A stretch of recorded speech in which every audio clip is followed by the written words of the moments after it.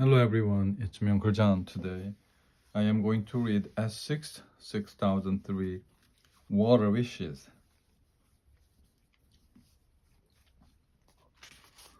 Chapter 1 The Problem with Joe. Sam saw the bottle first, was bobbing on the waves, fat and shiny and green. Hey, he shouted, look! Polly looked up from the sandcastle she was building. What was Sam shouting about? Then she saw the bottle glowing in the bright sunlight. Get it, Sam? She called. She climbed to her feet and went to the edge of the water, spraying sand in her wake. Joe brushed the sand off his comic book. He looked over his sunglasses at his brother and sister and shook his head. He was 13 and the oldest. So what?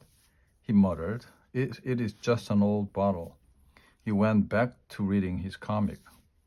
Polly was 10 years old and Sam was 7. Sometimes they try to be cool like Joe, but not today. Today, they didn't even think about strutting back to their towels. They had been on vacation for 2 days, and they were ready for something to happen. Sam and Polly splashed into the shallow water.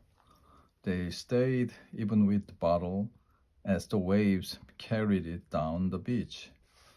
Slowly, they went deeper into the water, breaking their parents' knee rule. Kids don't go in water over their knees without a grown-up around. The bottle kept bobbing just beyond where the waves were breaking. But as much as they wanted the bottle, the two kids were careful about not going out that far. Waves that seemed gentle and rolling were another story once you were in them. Polly and Sam were starting to get tired. Despite the motion of the waves, the bottle wasn't getting any closer. Just as they were ready to give up, a giant wave came surging toward them. Yikes, said Sam. He and Polly ran. Polly was a fast runner, especially when something was after her. The wave hit her in the knees. She stumbled, but kept going. Sam was not so lucky. The wave crashed over his head and smashed him into the sand face first. Everything swirled around him. He couldn't tell which direction was up. He couldn't breathe. The water pulled at him, tugging him under. Sam thought he was going to drown, but then a hand grabbed him. What's the matter with you guys? Said Joe, depositing Sam on the sand. You know the knee rule? If you can't keep it, you're going to have to stay in the house. You could have drowned. Sam coughed up seawater. You're just lucky that I followed you, said Joe. Come on, kids. It's time for lunch. You're the kid too, Polly said as they started to walk back along the shore. Joe ignored her as he carefully draped his towel over his arm. What about the bottle? Sam asked. He and Polly turned to look at the waves. The bottle was gone. Polly sighed. I just know there was a genie in there, she said wistfully. I could just see him, sitting on sea-foam pillows, waiting for us to let him out. Yeah, said Sam. Polly looked at Sam. You should have kept your eyes on it. Better, Sam, she said unfairly. It's not my fault, said Sam, even though he almost never won arguments with Polly. Yes, it is, said Polly. No, it isn't, insisted Sam. Yes, it began Polly. Be quiet, you guys, said Joe. Can't you ever stop it? Polly and Sam both glared at Joe. You're not dead, said Polly. You're not dead, echoed Sam. Polly elbowed Sam and they both giggled. Joe gripped his towel tighter and tried to ignore them. Sam and Polly shared the room with bunk beds. Polly had the top bunk. Sam didn't mind. He was afraid he wouldn't be able to climb down the ladder in the dark if he had to go to the bathroom. The next morning, Polly and Sam got up early. As soon as each made sure that the other was awake, they scrambled out of bed. They made a quick detour to the bathroom before running upstairs. In the kitchen, Uncle Ned was making fancy coffee. Aunt Sarah was reading the paper and feeding little Ed. Little Ed was eating and throwing things. The father was making waffles and singing silly songs. Polly and Sam sang with him as they set the table. Then Mother came up the stairs while they were singing.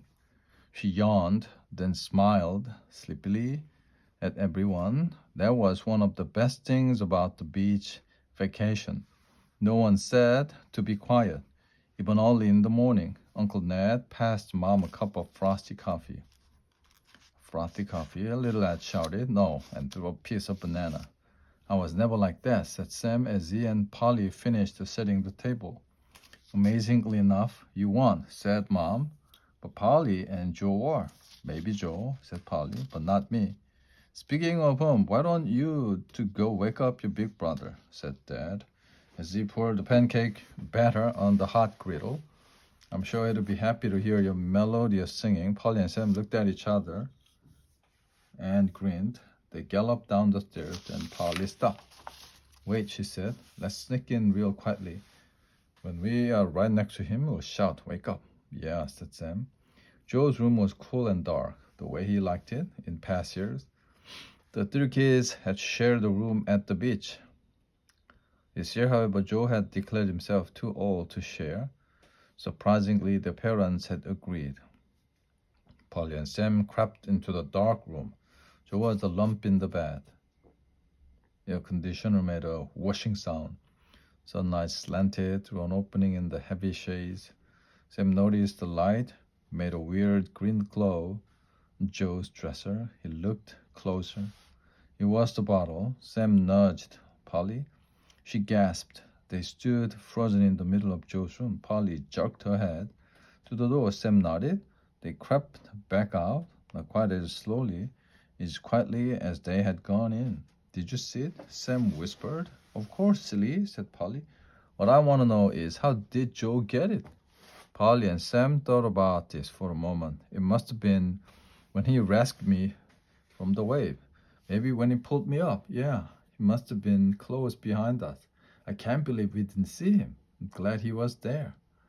We would have been fine without him, Polly said. It's not like we really were drowning, and it's our bottle. We followed the bottle. Joe followed us, so the bottle is ours. Sam didn't point out that it was really his bottle because he saw it worked. Okay, here's the plan. We sneak back in and get the bottle. Then we hide it. And then we have to wake up Joe for pancakes, Sam reminded her. Of course.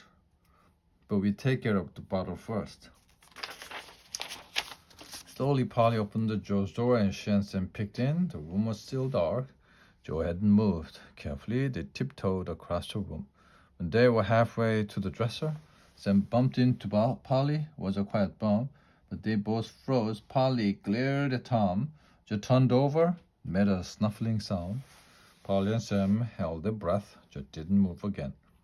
Polly waved her hand at Sam to tell him to wait. He didn't want to make her too mad, not after the bump. Polly crept the rest of the way over to the dresser. She reached out to the bottle, her fingers closed around the neck. Then, Joe, time to wake up, you sleepyhead. Dad bellowed from the kitchen. His voice boomed through the open door. And into the quiet room, Polly and Sam watched in horror as the dark lump that was Joe rose up. The end.